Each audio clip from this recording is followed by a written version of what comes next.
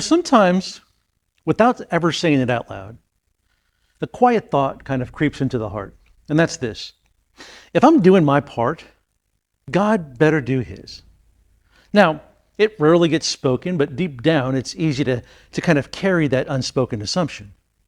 Now, we may never say that in a prayer or preach it, but it's there. It's quietly lodged under the surface of how we live. It's like we have this unspoken formula we've learned, even if no one's taught us. Be good and good things will happen. Do right and things will go right. Obey God and he'll bless you.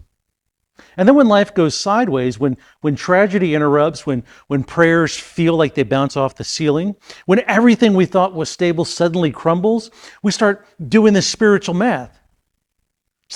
It's like someone who shows up early every day at work, does everything the boss asks, stays late, sacrifices weekend, and then, out of nowhere, they get laid off while someone else gets promoted.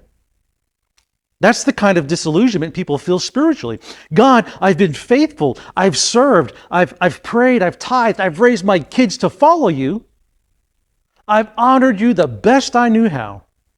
So why am I here suffering while others who don't even think about you are thriving? That's why the story of Job messes with us, because it doesn't follow our formula. Job shows that suffering doesn't always mean punishment and prosperity. It doesn't always mean blessing. Sometimes the righteous suffer, and we don't always get the why. But Job also shows that God is still sovereign, still just, and still worthy of trust, even when life doesn't make sense. And Job didn't just live well, he lived righteously. He wasn't lukewarm or halfway in. According to the opening lines of his story, it says that Job was blameless and upright, someone who feared God and turned away from evil. And in the cultural mindset of the time, which often connected righteousness with reward, Job should have been untouchable. He should have been immune to suffering, but instead, he became the poster child for undeserved pain. His story breaks the silent contract we think we've made with God. That if we just keep doing the right things, God will make sure that bad things stay far away from us. But this story shows us that real faith is not transactional. It's not, I give to get. It's not a vending machine where you push the right buttons and blessings pop out. Real faith is something deeper. Something that doesn't flinch when life hits hard. Something that keeps standing, not because the ground is solid, but because the heart is rooted in a God who doesn't change, even when everything else does. So we like to quote Hebrews 11:1, which says, now faith is the substance of things hoped for, the evidence of things not seen. But we forget that most of the people listed in that chapter died still waiting, still believing, still trusting, even when they didn't receive what was promised in their lifetime. That's the kind of faith Job had. A faith that believed God was good, not because of what God gave him, but because of who God was. We see this echoed in the Psalms too, where David cries out, will you forget me forever? He wasn't questioning God's existence. He was just trying to reconcile God's goodness with his own experience of pain. And that's not weakness. That's worship wrapped in raw honesty. It's the kind of relationship where God doesn't expect you to fake it, but invites you to wrestle with him. It's said that the heart that argues with God is still a heart that believes he's listening. And that's what so many people miss in the story of Job. He didn't curse God and just walk away. He wrestled, he questioned, he poured out his pain in raw, unfiltered honesty. And you know what that shows? That shows that deep down, Job still believed God was there and that God cared enough to hear him. So you don't argue with someone you think is ignoring you. You argue with someone who you believe is still in the room. Job's cries weren't signs of unbelief. They were proof of his faith. They showed that his relationship with God was real enough to handle the weight of his sorrow. Well, think about it this way. When a teenager slams the door to the bedroom and shouts at their mom and dad, doesn't mean they stop believing that their parents exist. Quite the opposite. It means that they trust that their parent is on the other side of that door, still listening. Now, the outburst may be messy, but the relationship is alive. And in the same way, when you cry out to God, when you say, Lord, this isn't fair, or why me? That's not the absence of faith. That's faith, raw and unpolished faith that still believes God is close enough to hear your questions. And that's what makes Job's faith so compelling. He never pretended. He never polished up his emotions for God. He brought it all. Grief, anger, confusion, worship. He laid it bare. And today, we're going to walk through Job's story. Not just his pain, but his prayer. Not just his suffering, but his steadfastness. Because Job teaches us something most people don't like to admit in church. That you can be right in the center of God's will and still feel like everything is falling apart. You can be doing everything right on the outside and still be walking through the storm on the inside. Think of Paul sitting in a prison, writing words like, rejoice in the Lord always, or think of Jesus himself kneeling in the Garden of Gethsemane, sweating blood and crying out, Father, if there's any way this cup can pass. That's not weakness. That's what surrender looks like when it costs something. Faith that only works when life goes well isn't faith. It's a bargain. But the most powerful kind of faith isn't the kind that moves mountains. It's the kind that doesn't move at all. The kind that plants its feet in the truth of who God is and stays rooted even when everything else around it is shaking. So as we begin today, I want to invite you to lay down the idea that God owes you something for being good, because he doesn't. And that's not bad news. It's actually good news, because if God's love and blessings were just wages for good behavior, then grace would be gone. But grace means God is with you, even when life falls apart. Grace means he's listening, even when your prayers sound more like complaints than praise. And grace means he never owed you anything, and yet he gave you everything in Christ. So think about this idea that Job's story undoes the formula we thought we could live by. It makes sense why some people start to treat faith like a kind of spiritual bank account.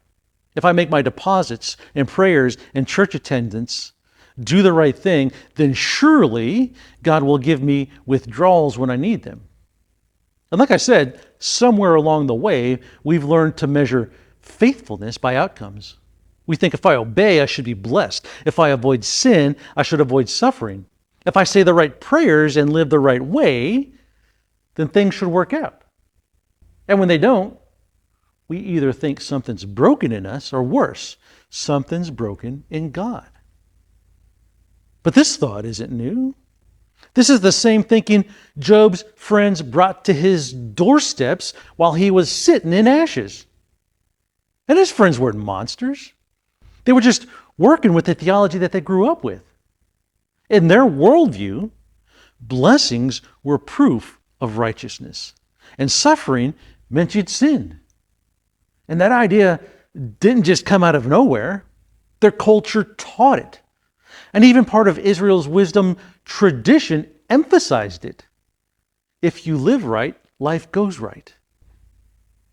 And so naturally, they looked at Job and said, look, just confess. Admit you did something wrong. Own up to it, and maybe God will take this suffering away. And the problem is, they turned a general truth into a rigid formula. And then they ended up wounding their friend with it. Instead of comforting him, they crushed him under the weight of a theology that had no room for mystery or grace. But Job pushes back. Not because he thinks he's perfect. He never claims that, but because he knows the weight of his own integrity. You see, Job's refusal to accept their logic wasn't rebellion, it was faith. He didn't stay loyal because it was paying off. He stayed because he knew God in ways that went beyond explanation. And that brings us to that line in Job 13, verse 15, where he says, "Though he slay me, yet I will hope in him." That's a man in the deepest agony, with open wounds and sleepless nights, and friends accusing him of secret sins, saying, "Even if this kills me, I'm still not letting go." It's like when someone pours years into a friendship, always showing up, always loyal, and then one day that friend walks away without explanation. And it hurts deeply. And people might say, well, maybe you weren't a good enough friend, or maybe you did something to deserve it. But instead of letting bitterness take over, they say, "Lord, even in this rejection, even when I don't understand why this happened, I'm still trusting you." That's Job 13:15. That's the kind of faith most of us don't talk about enough. Because it's not the kind that shows up in Instagram captions or coffee mugs. It's not the kind that gets applause. It's the kind that sits in silence with tears on your pillow and says, "God, I don't get it, but I know you're still here." But in the world we live in, this kind of faith is rare. We're conditioned to expect instant answers. We want microwave breakthroughs and on-demand miracles. And when God doesn't deliver on our timelines, we start shopping for better gods, ones that promise quick results with little sacrifice. We turn to hustle culture, manifesting or numbing distractions because we're tired of waiting on a God we can't control. But Job shows us that sometimes faith isn't loud or shiny or made up of hallelujahs and high notes. Sometimes it's just not quitting. It's getting up again when everything inside you says to stay down. It's breathing in silence and trusting that God is still there even when he's quiet. Job's kind of faith is the kind that shows up to church when you don't feel like it. The kind that still prays when the answers haven't come. And if we could grasp that kind of faith, not a vending machine faith, but a rooted, rugged, honest faith, we'd be a different kind of people. We'd be unshakable even in the shaking. We'd be people of peace in a world that only understands performance. We'd be witnesses to a God who isn't transactional, but is transformational. So let's stop asking, what do I get if I obey? And start asking, who am I becoming as I follow? Because Job didn't just survive his suffering, he came out of it with deeper vision, clearer perspective, and a faith that changed everything. And maybe that's what God is after in us too. Not just to restore what we've lost, but to reshape who we are. Because the reward of faith isn't just what we receive, it's who we become in the waiting. So after everything we've seen in Job's story so far, the loss, the silence, the accusations from friends, the unraveling of what felt like a moral contract, you'd think Job would eventually just stop talking. You'd think the silence of heaven would wear him down, but instead, we see something unexpected. Job doesn't go quiet, he goes deeper. Because Job didn't just have a faith that endured, he had a prayer life that dared. And this is where many of us either grow up or give up. Because it's one thing to have theology when life makes sense, but it's another thing entirely to talk to God when he feels absent, when prayers seem to echo in an empty room and you're not sure if you've heard it at all. And let's be clear, Job wasn't offering flowery prayers. He wasn't repeating temple liturgy or following a script of the righteous suffering. No. What poured out of his mouth was raw, unedited, and sometimes uncomfortable. He said things like, "Why did I not perish at birth? And you shatter me with the storm." At one point in Job 10, 8 through 9, he says to God, "Your hands shaped me and made me. Will you now turn and destroy me? Remember that you molded me like clay. Will you now turn against me and turn me into dust again?" That's not bitterness. That's intimacy. Because only someone who believes in a deeply personal God would dare to speak like that. Job didn't pray because he had answers. He prayed because he still believed that God was there, even when it felt like he wasn't responding. He talked to God because silence was still better than separation. And here's the thing, God never rebukes Job for this honesty. When God finally speaks in chapter 38, he doesn't begin by saying, "Watch your tone." He says, "Who is this that darkens counsel by words without knowledge?" Not to crush Job, but to pull him up from despair and into a larger view of who God really is. God doesn't silence Job. He stretches him. He shifts Job's vision from pain to the cosmic grandeur of creation. The stars, the seas, the storehouses of snow, the boundaries of light, the darkness. God doesn't offer answers. He offers presence. And by the end, Job says something that marks a turning point in his entire journey. He says, "My ears have heard you, but now my eyes have seen you." That's not about information.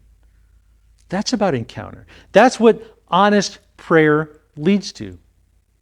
Not always relief, but revelation. Not always a fix, but a face-to-face moment with the living God. And now for us today, this kind of prayer life often feels foreign because we've been taught to keep it clean, to keep it polite, to say what's safe. But God doesn't want your performance. He wants your heart. He wants the real you, not the filtered version. That means bringing your questions, your fear, your grief, your confusion, all of it into His presence. Let me tell you, it's better to be caught weeping in God's house than rejoicing outside of His gates. Because God would rather have your tears than your silence. Job shows us that spiritual maturity isn't measured by how composed you are. It's measured by how deeply you remain connected even when everything in you wants to shut down. And this isn't just Job. We see the same spiritual honesty throughout Scripture. Think about Hannah in 1 Samuel. She's weeping so intently that in the temple that the priest thinks she's drunk. But she's really just pouring out her soul to a God who refuses to give up, that she refuses to give up on. Or David in Psalm 22:1 crying out, my God, why have you forsaken me?" A line that Jesus himself would echo on the cross. And even there, in that final hour, Jesus wasn't praying polite prayers. He was praying Job-like prayers. Honest and costly and real. What all these people understood was how to embody Job. That the holiest places in your walk with God is not the place where you figured it all out. It's the place where you stay in conversation, where you keep returning to God even when you don't understand what He's doing. And today, where so many walk away from God the moment He doesn't perform on their timeline, Job offers us another way, a better way. He teaches us that prayer doesn't always fix the pain, but it forms the soul. It reshapes us. It refines us. It burns off the fluff and leaves us with something real. So if you're in a place where prayer feels hard, keep talking. Even if it's messy, even if it's angry, even if it's whispered through clenched teeth at 2 a.m. Because that prayer, the one you think is too broken to matter, that may be the very one that takes you from hearing about God to seeing Him for yourself. And so after all the ash, after all the nights of silence, after the tears and the questions and the wrestling, we finally arrive to the part of Job's story that so many people like to focus on, the ending. It's the part that makes its way into children's Bible stories and gets quoted as proof that if you just hang on, you'll get double for your trouble. And yeah, on the surface, it's breathtaking. Job's fortunes are restored. He receives twice what he had before. His health comes back. He has more children. He lives out his days in a long life and fullness. But if we just stop there, then we miss the very heartbeat of the story. Because the ending wasn't God paying Job back like some kind of cosmic insurance policy. This wasn't a prize for passing the test or a transactional payout for good behavior. No. The real reward came earlier, in a moment far less glamorous, but infinitely more sacred. That moment when Job said, "My ears have heard you, but now my eyes have seen you." That's it. That's the treasure. The thing Job gained that could never be measured in livestock or gold or even family was a clearer vision of God Himself. His circumstances changed, yeah, but his heart changed first. And that's the transformation God was after all along. You see, Job didn't hold on so he could get his stuff back. He held on because even in the dark, he knew God was still God. His hope wasn't anchored in restoration, it was anchored in relationship. And the restoration that came at the end, that was just a preview, a shadow of what's promised to every believer who trusts God through the valleys. Think about how Scripture frames this for us. Paul writes in 2 Corinthians 4:17 that our light and momentary troubles are achieving for us an eternal glory that far outweigh them all. Now, Job's suffering didn't feel light or momentary, and yours might not either. But in comparison to the eternity that's coming, Paul is reminding us that the deepest pain here is still temporary. And the closing chapter of Job's life isn't meant to point our eyes beyond this life. Is meant to point our eyes beyond this life. It's a reminder that our pain won't last forever. Not because we will always see an earthly fix, but because God has promised an eternal one.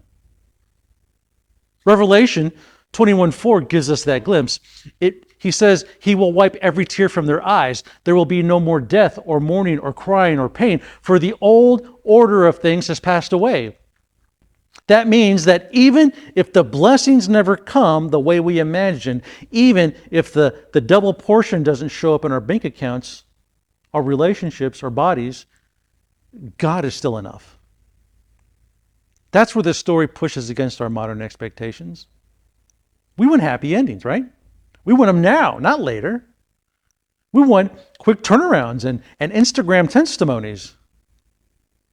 But Job's story teaches us that sometimes God allows the long wait so that when the restoration does come, whether in this life or the next, it's not the gift we worship, but the giver. The reward isn't just the removal of the pain. The reward is knowing with unshakable certainty that God was with you in it. So when you read Job's ending, don't just see the return of his blessings. See the deeper truth that the God who walked with him through the storm is the same God who will walk with you through yours. And that the day is coming, whether here or in eternity, when every loss will be undone, every injustice overturned, every wound healed, every tear personally wiped away by the hand of your Father.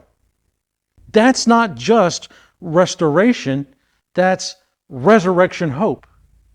That is worth holding on for.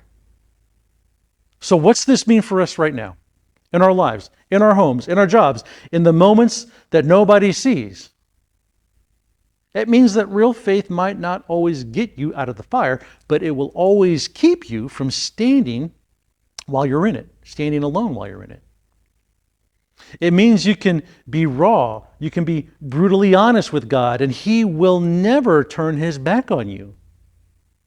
It means that your relationship with Him was never meant to be a divine business transaction where you give to get, but something far richer, far more unshakable.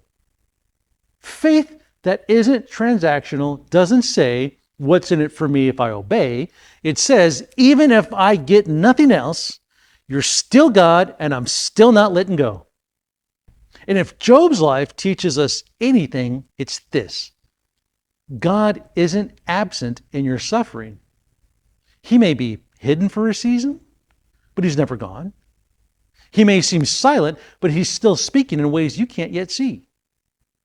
And if you keep holding on, if you keep returning to Him, you'll see Him.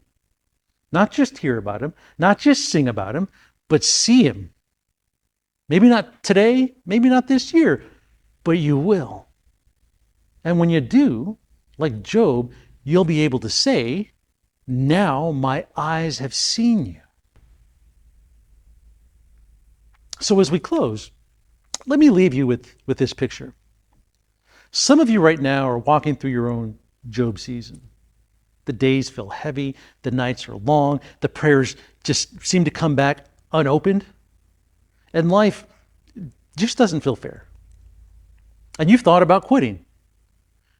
Maybe not walking away from God with your lips, but walking away from Him with your heart, pulling back, letting that distance grow. But what if the greatest victory God is writing into your story isn't that everything gets fixed the way you want it, but that you stayed? What if your testimony won't be that you avoided every hardship, but that you trusted God through the hardship? And what if the real miracle isn't the storm stopping, but that you're still standing after it's over? Because here's the truth. Job's story isn't just his, it's ours. And no, you might never lose everything the way he did, but you will be asked to trust God when it doesn't make sense. And when you do, when you choose to stay, to pray, to trust, you'll find what Job found. That God was closer than you thought. That He was in the ashes, in the silence, in the ache. He'll be with you just as present in the restoration. The prophet Isaiah wrote in Isaiah 43:2, when you pass through the waters, I will be with you. When you pass through the rivers, they will not sweep over you. When you walk through the fire, you will not be burned. Notice that it doesn't say if, it says when. Because God never promised you'd avoid every flood or every flame, but He did promise you wouldn't face them alone. So stay, even when it's dark. Pray, even when it hurts. Trust, not because life is good, but because God is. Because in the end, the truest testimony isn't that you had an easy road, but that you had a faithful God who walked every step of it with you. And when that last chapter is written, when your eyes see what your heart's been holding on to all along, you'll be able to stand before Him and say with joy, with tears, and with absolute certainty, Lord, you were there the whole time.